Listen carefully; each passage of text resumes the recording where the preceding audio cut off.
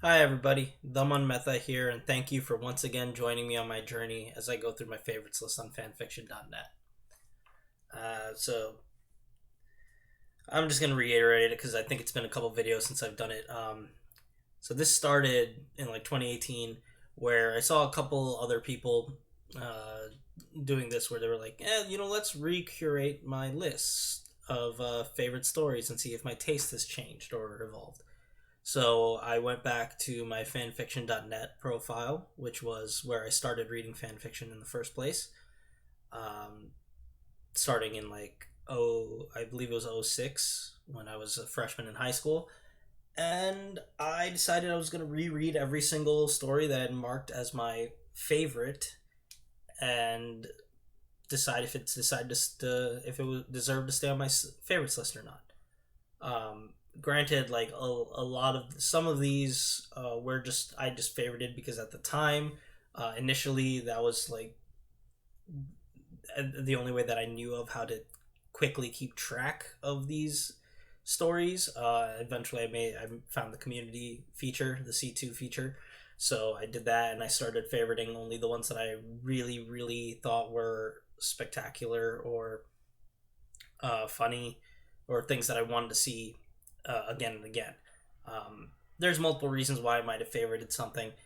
Now, going back and rereading them, as I've been doing for over 3 years at this point, uh, I mainly categorize them on if there's been a couple where it's been the quality is just so high, but the main factor I've found myself in what I see is if it stays on my list or not, is if I would ever want to reread it, if it's something that I would come back to and say and enjoy again.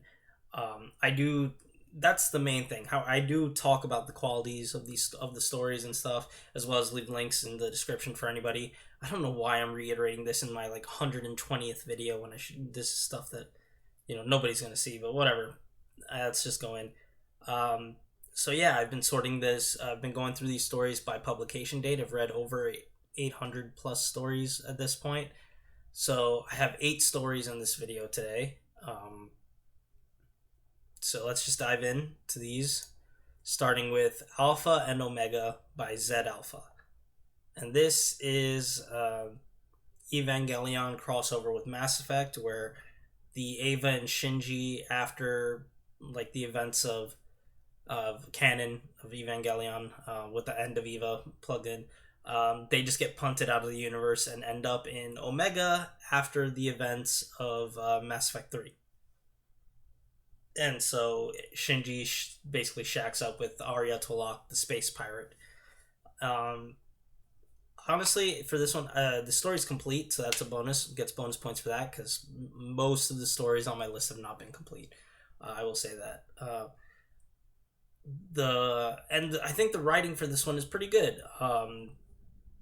It's definitely got its high points, and the plot that goes on and some twists that come up and some characters that get added are interesting. I just found myself not caring. And this is the second time where this similar thing of where I think the writing's good and there are interesting plot points there, but I don't care. And that were both from Mass Effect, where the last one was a Firefly Mass Effect crossover. And I think it might just be that I don't give a shit about the Mass Effect universe enough that, but since both those were set in the Mass Effect universe, that just made the main focus of the stories possibly just made me uninterested.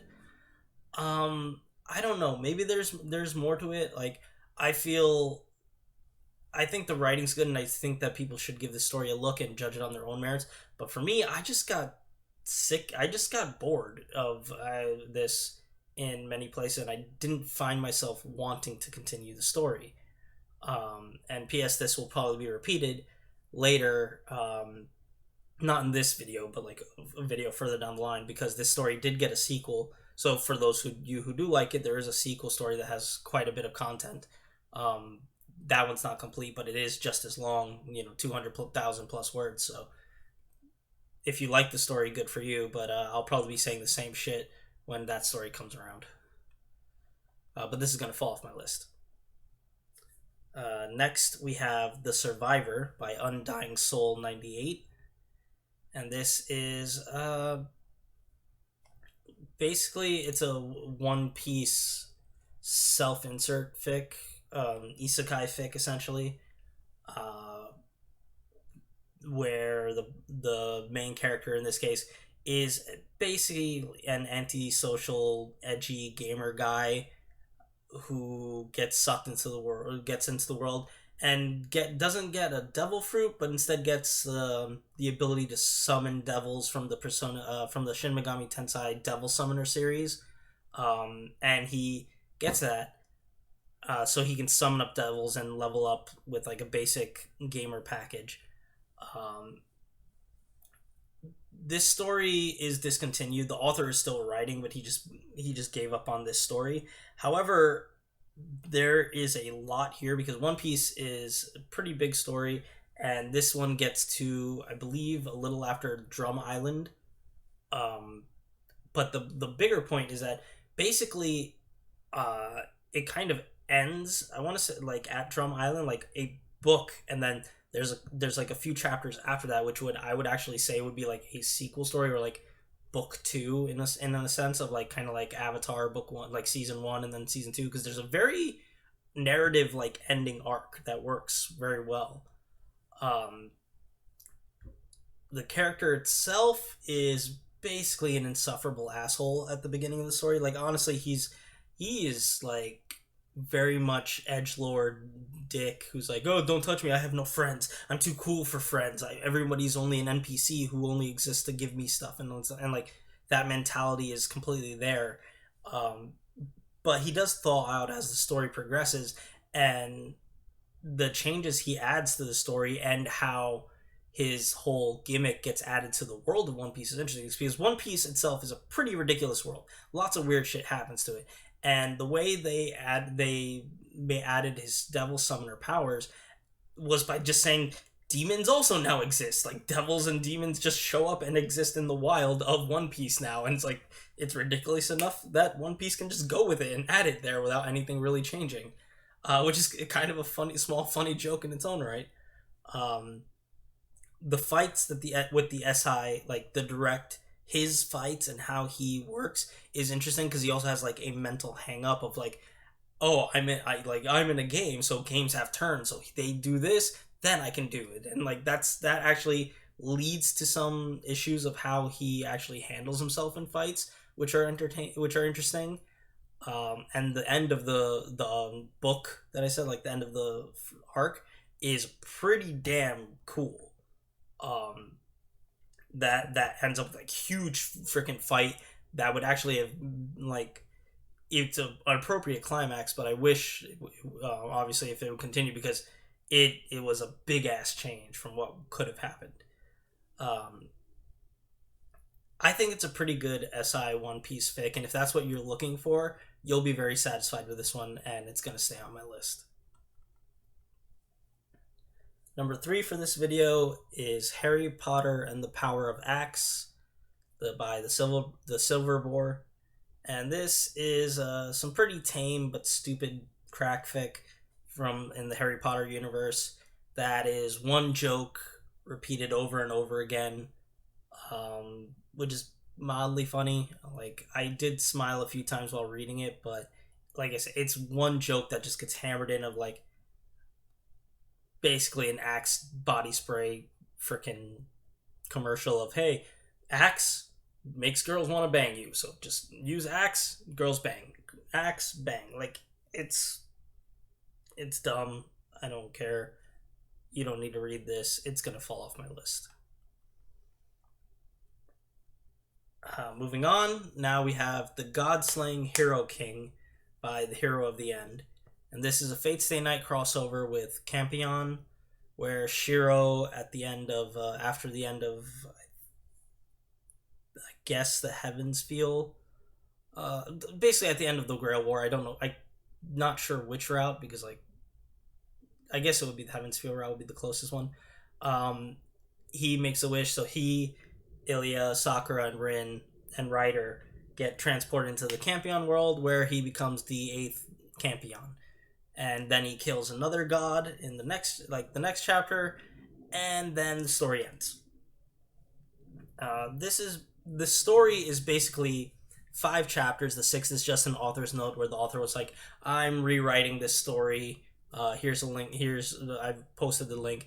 And the rewrite was only 1 chapter. They never really continued it, so you can ignore that anyway. So it's basically 5 chapters, one of which is prologue of him getting sucked into the world. One of which is him resting after the first fight, and the other 3 are each like a separate fight. The third of which is not even with Shiro; it's Godo, the main character of actual Campion, just fighting a completely different god, Poseidon, for like not really any direct reason. And that's it, because like it doesn't get anywhere, so there's no story or anything. The fights are decently long. Each fight, like, there's 102k words in basically 5 chapters, and it's really like, especially that last chapter, that Godo fight is probably a good quarter of the whole word count right there. But the fact is, there's just no substance. So if you want to check out like a couple action scenes, you can give this a look, but there's nothing to satisfy and there's nothing to really focus on. Besides that, it's not interesting. It's going to fall off my list.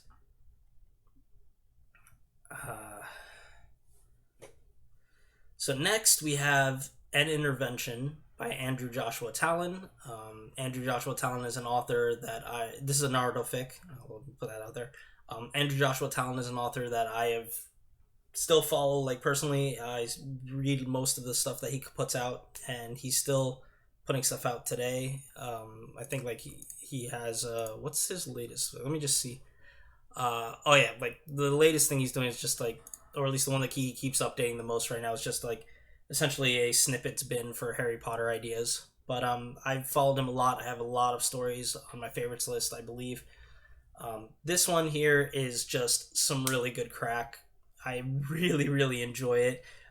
It's a Naruto story that takes place like after Tsunade became Hokage, shortly, and just like is just all about like kind of like a misunderstandings fic, and all the people just acting out to save Naruto from Anko. And it plays up all of the like worst like fanon tropes of characters, of like Hinata being just super perverted, sex pest, Sakura just being batshit crazy, Sasuke going Avenger log and having his own little diary and stuff, and talking to like it. All of that stuff gets played up for jokes, and it's really enjoyable. I freaking loved it. All the stupid antics are really, really fun. It's nothing that is going to like make you feel smarter or anything. It's very dumb, stupid fun. But I love that kind of stuff, so it's gonna stay on my list. So the sixth story for this video is Facade by Klonoa Dreams, and this is a retelling of Persona 4, where the main character is actually a girl, but everybody thinks that you is a guy, and she dresses up as a guy, and that's it. Like, that's the change. So first problem is it's not complete, and it's a narrative driven story. So considering the fact that it only gets up to saving Yukiko, which is the first dungeon boss, you're not going to get narrative satisfaction from a complete story. And the other thing is like the whole gimmick and the main thing of like the main character being a crosser, or being that in context, like, and especially in this game, you have some great people that it would be great to interact with or see their stuff, because both Naoto and Kanji, it would be very, very interesting to see their reactions, and not just their reaction, but you dealing with them, because they're both in interesting things of where, spoilers, but like, whatever. I don't even know what I'm saying. Like, Kanji is gay, so like if he might have because Yu is actually a girl in this one and may make look more feminine, he might fall in love, and or possibly there, and then that's questioning, and then Naoto is all like possibly about transgenderism and stuff like that. So and then Yu is living essentially transgender. So those are the conversations that will be very interesting. But we only get to the first ball, so those people are not there, so we never see those points. And aside from that, the changes that occur because you is a girl in this one are, aside from one exception, are all very minor and small, so don't really have any impact. The one exception being a scene post the scene post where Yosuke gets his persona, but that's mainly not because of the change so much as because in there Yu decides to just drink the sake and get drunk, and that's more that happens. So that's not even directly related to the main the gimmick of here. I mean, that scene was very interesting. I enjoyed it. It's very, very long as well. It was most of a chapter. Um, so, but there's nothing else really to interest people. I would say read this until that chapter, like get to that chapter, which is basically halfway through this, like the 6th chapter, I think. And then you could stop because there's no real purpose to it, and I'm not going to come back to this story, so it's going to fall off my list. All right, 2 more to go. This one, first one being Harry Potter and the Harry Potter by Dagunth. And this is a Harry Potter story where Harry gets in a battle with Voldemort. Voldemort knows the prophecy, so he gets thrown into a different universe. And then the author stopped writing. Like, kind of, basically. Like, this is 2 chapters of, like, kind of nothing. Like, it's literally like Harry's there for 1 day. Might have been interesting since the Harry that gets sent, the Harry we're following is like is not canon. He's Harry that was raised by Sirius and Mooney from birth, and Pettigrew's in jail and came out, so it's very different. And then he goes to a world where it's basically canon, but it's girl who lived instead of boy who lived. So that's there. But like I said, it barely rolls out of the driveway before the author stopped updating. It's easily skippable, and it's not going to stay on my list. And the last one for this video is How Hermione Granger and AOL Got Umbridge Sacked by App Aiden. And this is a very, very short little story. It's not even a story. It's a setup to the very last line, which is the punchline of the joke. Mildly humorous. Read it once, but then you don't really need to read it again. I had a small chuckle, but it's not going to stay on my list. And there we have it for this video. Fan fiction status time. I've now read 879 stories, if you could believe it, and 412 of them have stayed on my list. So been cutting a lot, like less than half of what I've read has stayed on my list now, for quite a while actually. But yeah, there we have it. As always, I leave links to all these stories in the description of the video, so if you want to form your own opinions, or if any of the things I described made you interested in them, feel free to give them a look. If you want to comment on how my taste is shit or anything, feel free to leave a comment. Like this video if you liked it, and subscribe if you want to see these eventually in your feed. When I make more, I'm very inconsistent when I put these out, so yeah, that's a good way to do this. But yeah, thank you so much for watching, and I will see you in the next video. Take care.